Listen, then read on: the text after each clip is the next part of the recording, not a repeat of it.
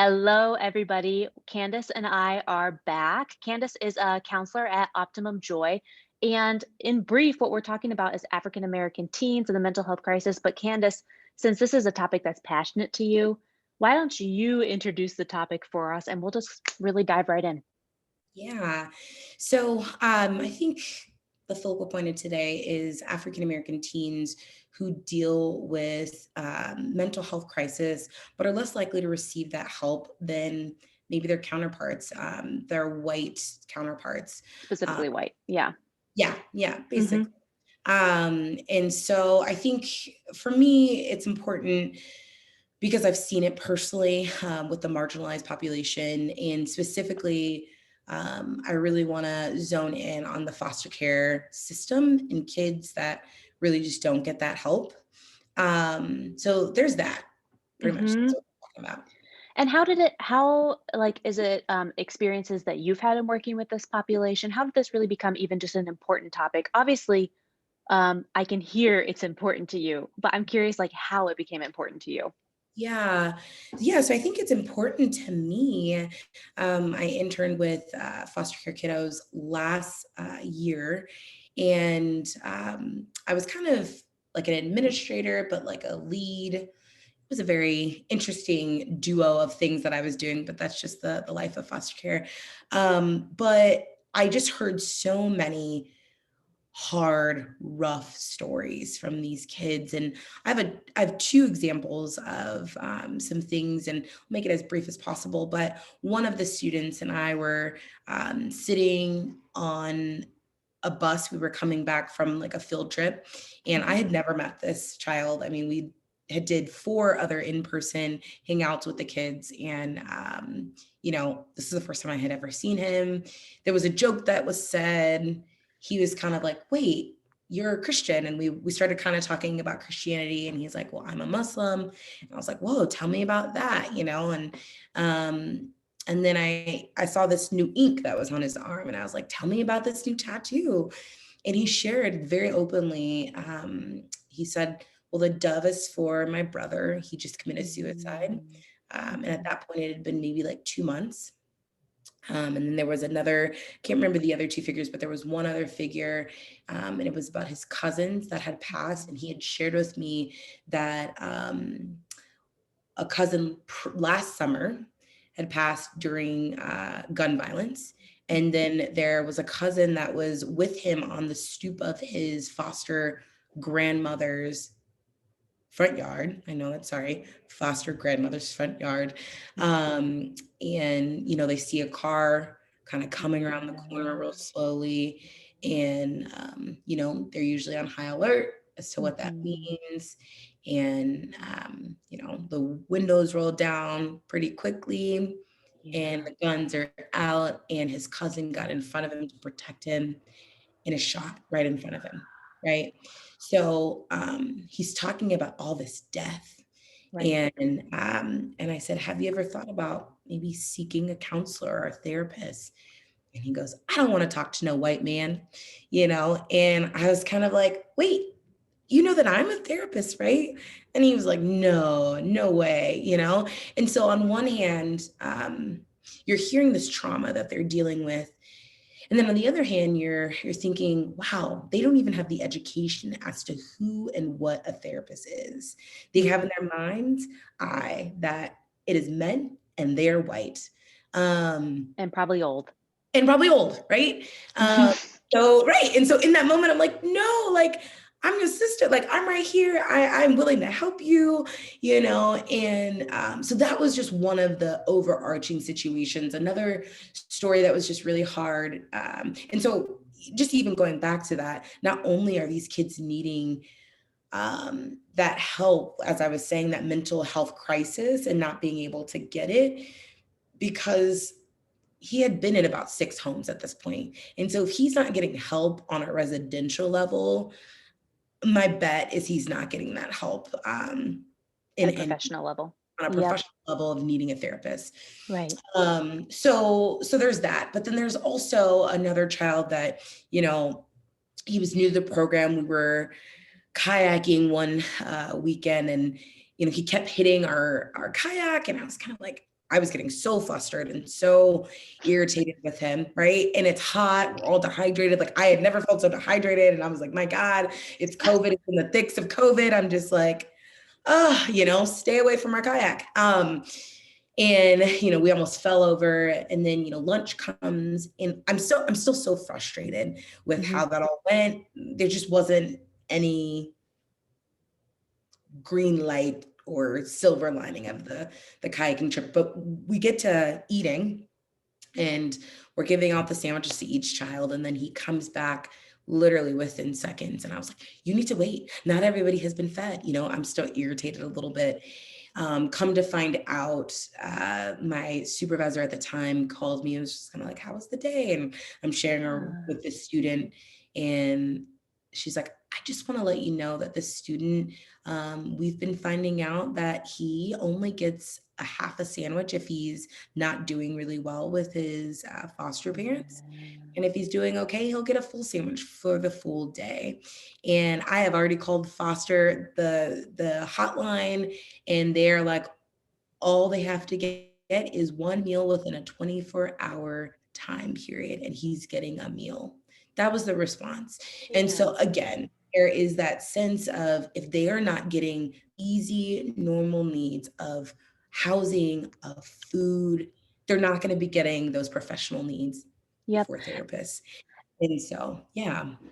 Well, it's what you're saying is hitting me in a few different ways, Candace. I think the first story really highlights underrepresentation and maybe lack of kind of what we call like psychoeducation, like education around psychology that Mhm. specifically African American in their teens individuals experience Yeah. differently even than in white communities, because even actually the media portrays, even though the media's portrayal of therapists I think is terrible, there Right. is more of a portrayal of actually white therapists in the media than there is Absolutely. even a black therapist. So I just like hear that as a problem, as well as Mhm. trauma and even complex trauma. When trauma stacks on top of each other with the death, Mhm. that's a complex grief. Yeah. There's Yeah. all of that wrapped up in that first story, and then Mhm. in the second story is just like, we all learn it in basic psychology, Maslow's hierarchy of needs, Yeah. that no person can do self-actualization and self-growth if they're worried about their food. It's Yeah. just the way it's like you and I both, if we had one sandwich a day, we would not be as insightful of people. Right. Right. So I think there's just a few things that come up around that Yeah. as you're talking about it. Those are overarching problematic needs. And I don't even know if I would say overarching, those are problematic needs, right? And Hmm. so the reason why I brought this to the forefront is because, one, and I guess we'll get there as to why it's important. Well, I mean, I guess this is the same question, but Bring it right now. Yeah. Why is it important? yeah, I feel like it's important because these kids are not at all, um, and I don't want to say at all, but I just don't think that they get the attention that they need, on many different levels. And, on one hand, that trauma of Yeah. having multiple people die in a year, Mhm. and then to have that death right in front of them, right? And then not having the help that they need. And Mhm. so, he said he started using drugs, and, Mhm. it didn't numb him, it just made him worse. And I think Mhm. without going into everything that's going on right now with marginalized populations, Right, right, it's right. such a systemic thing, right? Yeah. He's going Mhm. through all of these hurt, painful, traumatic situations. Is trying to Mhm. numb it because he doesn't have a therapist, he doesn't have anybody to really support him. Yeah. And so he's going to drugs, he's stealing things, he's catching a case. Yep. He's now, there's just all these systemic things that are wrapped up in it. And it's really frustrating. And then there's the other hand of not having food and seeing this kid when he was showing us photos, because we had never really had Mhm. any, visual what he looked like before. He was a Sure. lot healthier until he Sure. moved to this home. And sadly to say, after we made this call, we didn't see him, and we really truly felt like it was I know. retribution. because he was like, every time he left, he was like, I love this. This is awesome. And so the reason why this is so important to me is because it needs to be talked about more than not. I well, what I'm appreciating is just in the fact that you and I are having a conversation. Black Lives Matter is a movement for a reason Yeah. because um, African American people are underrepresented and marginalized in a bunch of ways, including in the mental health world. Yeah. And just you and I having the conversation, hopefully, whoever listens to it, it becomes a little more important to them. And I'm even thinking, I'm curious on some practical things that you would um, tell people on how to like engage this population. But I think one that Yeah. I just think practically is for people to for all kinds of people to be bold in kind of verbalizing that they go to therapy or they have gone to therapy, including specifically, I would say within whatever representation. So within the demographic we're talking about, African American teens, that Okay. African American men and women who are engaging in mental health practices speak about it for the ones they're role modeling that to, Yeah. and including for all other like represented, Eastern Europeans, they don't go to therapy. Actually, they do go to therapy. They just don't tell anybody they go to therapy, Yeah. So like Yeah. people, we need to be talking about it in my culture as well, but what are what are some ways that people can just like practically serve this population? Yeah, I think some simple yet not simple, it's kinda kind of a crazy thing, being a foster parent. I mean, I think Mm, that's, like, one big thing that would really help this population. There are not enough foster parents, and I know that's a big ask for a lot of people, maybe they don't have the space, mhm, and so I think another really great organization in Chicago, and if you're listening in other areas. I'm sure there are other organizations that are similar, but Safe Families, that organization is awesome. It's mhm, really just taking on a kid as long as the parent needs them to be in your home. And mhm. so it's just having that open haven, that safe haven. And so that's an easier way to get into it to kind of get your feet wet a little bit. Yep. For And the sure. goal, I think, of Safe Families is reunification of the Yeah. family unit. Yeah, so it's a little bit like it's a step to prevent foster care, if I understand that Yeah. correctly. Yes. So it's almost preventative, right? Like Yeah. Mhm. let's nip this in the bud so it won't have to get to that stage. Mhm. I really appreciate Safe Families.